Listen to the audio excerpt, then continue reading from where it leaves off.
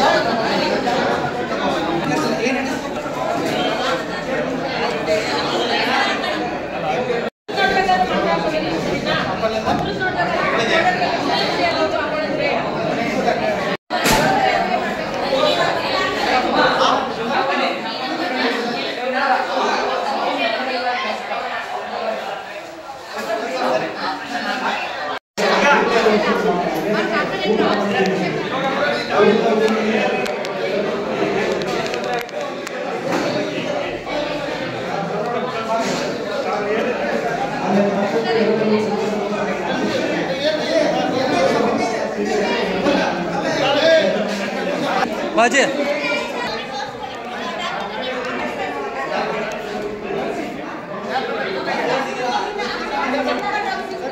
ಕಾರ್ಯಗಳಲ್ಲಿ ಭಾಗಿಯಾಗಿರ್ತಕ್ಕಂತಹ ಆಪ್ತರು ಇವರಿಗೂ ಕೂಡ ಈ ಶುಭ ಸಂದರ್ಭದಲ್ಲಿ ಸನ್ಮಾನವನ್ನ ಬಯಸ್ತಾ ಇದ್ದೀವಿ. ಹಾಗೆಯೇ ವೀರಯ್ಯ ಸರ್ ಅವರು ನಿವೃತ್ತ ಶಿಕ್ಷಕರು.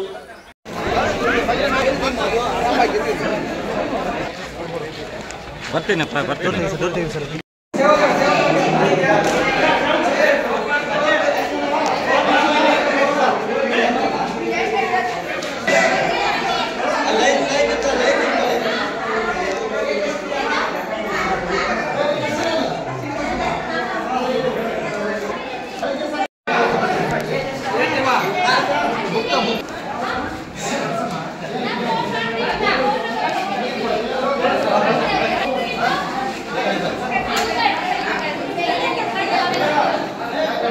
ಕುಬಿ ಕುಬಿ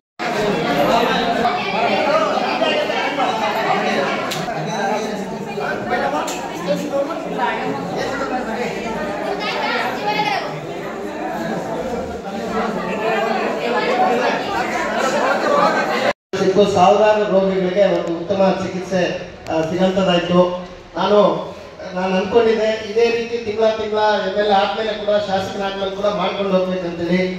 ಆದ್ರೆ ನನ್ನ ತಲೆಯಲ್ಲಿ ಇದ್ದಿದ್ದು ಅಷ್ಟೇ. ನಾನು ಮುಂಚೆಯಿಂದಲೂ ಎಲೆಕ್ಷನ್ ಅಲ್ಲೂ ಹೇಳ್ತಾ ಇದ್ದೆ, ಆರೋಗ್ಯ, ಶಿಕ್ಷಣ, ಉದ್ಯೋಗಾವಕಾಶಗಳು, ಸ್ವಚ್ಛತೆ, ಇಷ್ಟೇ ಕೆಲಸ ಏನೋ MLA ಅನ್ಕೊಂಡೆ.